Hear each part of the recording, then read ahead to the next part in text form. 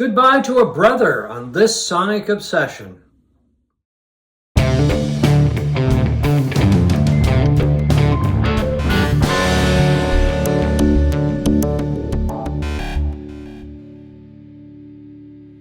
Some sad news from Florida today. Dickey Betts, one of the original members of the Allman Brothers Band, has died at the age of 80 of cancer and COPD. Very sad, but I can't say that I was surprised. I mean, I've heard that he's been in ill health for quite a while. I saw a picture of him recently. He was in what appeared to be a wheelchair.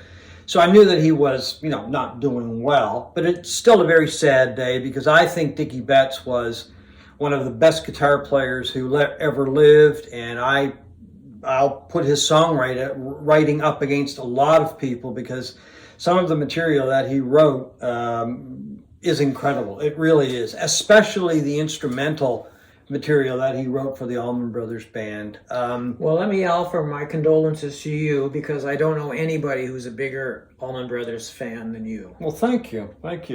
You've seen them how many times? I've lost track, actually. I have tried to add it up, but I can't remember what it is now. It's something like 30 times or something like that. That's 25, 30 times. That's a dedicated fan. Yeah, I only saw Dickey play with them a few times, though.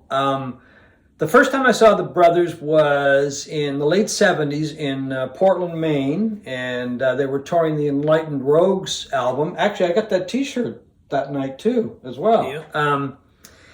And then I saw them a few times after that at Great Woods, which is a place just outside of Boston. It's the Infinity Center now, or some other name. And then I did see he and Greg play at a club in Boston one time when the brothers were not together. They had separate bands, and then they did a few songs together. So that was kind of fun because, as I said, they were broken up at the time.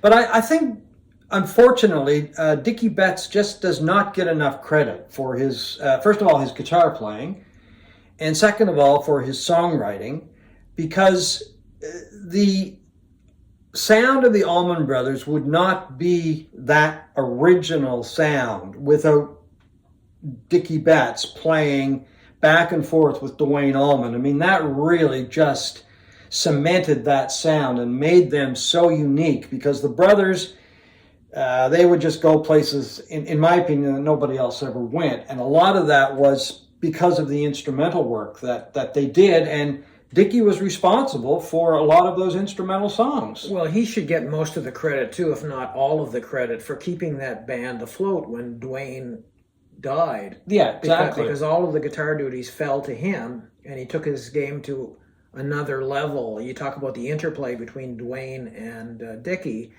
With one half of that gone, everything falls on you. And they had a very long career together, even though he left the band in 2000 or something? Dickey left the band in 2000, yeah. But I mean, the band, when it continued, did a lot of that material from the early days of the Allman Brothers Band, and a lot of that material Dickey had written, right? Mm-hmm.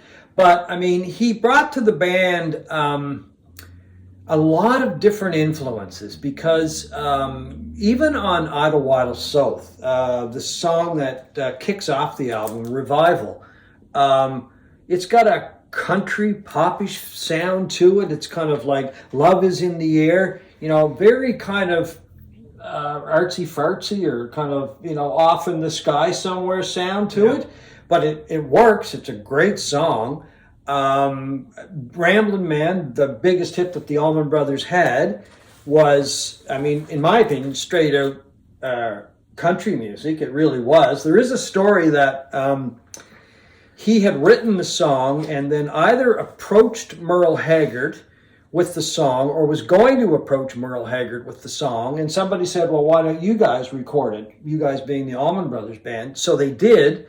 And then, of course, as we know, it was a massive hit. The interesting thing is that a lot of diehard Allman Brothers fans don't really like the song that much because it was, I think, a bit too country, a bit too popish.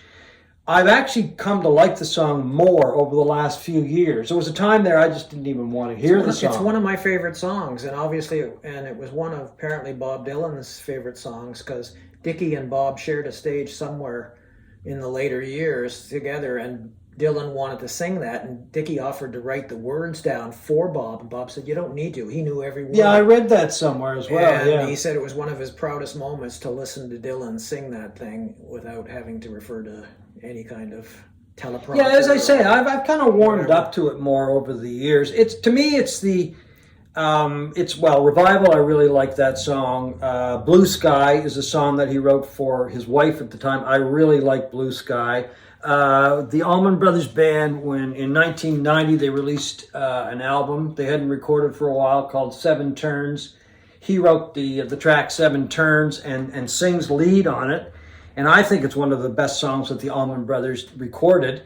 So while I'm not a huge fan of his voice, there is some material that I really like that Dickey sang. And he had a very unique voice, and it took a special kind of material to fit that voice, I guess, is a good way to put it. Yeah, the history of the Allman Brothers is one of, besides the fact that they were always talking about them being brothers, it was very turbulent, like a lot of family relationships. Exactly. You show me a family that doesn't have any kind of disagreements or, spats or whatever. Yeah, well, the Allman Brothers had lots of spats. Yeah. He left in 2000, never returned, never played with them again. And there's some, I still hear conflicting reports. Are you sad about that as a huge Allman Brothers? Oh, yeah. fan? I would have liked if he had never left. I wish everything had been smooth waters. There's still conflicting reports whether he was fired, whether he quit. The brothers did get back together for a show at Madison Square Garden just before COVID took over our world. And it might have been, if I remember correctly, the last show at Madison Square Garden before COVID closed it down. And I heard that he was asked to participate, and he declined. So there were overtures made to kind of bring everybody back together. When Greg Allman died a few years ago, there was a report that Dickey and Duane did patch it up, or not Duane, but Greg, and Dickey went to see Greg before he passed away. So apparently they had a reconciliation of some kind as well, which is really, I think, great. And I'm very happy that happened. But I think now it's a time to look back on Dickey's contribution to the brothers and the sound of the brothers, because I think his contribution is immeasurable, not only as a songwriter, but as a guitar player. He did veer off every once in a while and, did other things.